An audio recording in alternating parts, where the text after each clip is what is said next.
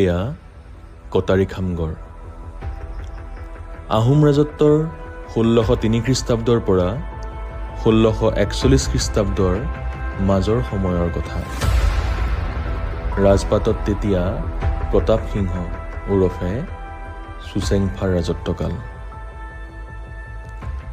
সেই সময়তে স্বৰ্গদেৱে বৰ্তমানৰ যোৰহাট জিলাৰ পূব অংশত সমান্তৰালকৈ নিৰ্মাণ কৰাইছিল দুটাকৈ গড়। তাৰে এটা কটাৰীখাম গড় আৰু আনটো হৈছে চিন্তামণি গড়।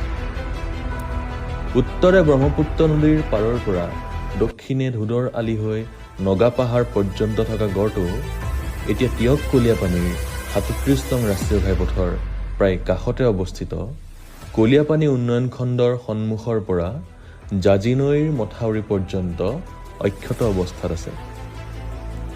কথিত আছে যে কটাৰীয়ে খান্দি খান্দি মাটি দি নিৰ্মাণ কৰাৰ বাবে এই গড়টোৰ নাম কটাৰীখাম গড় বুলি কোৱা হয়।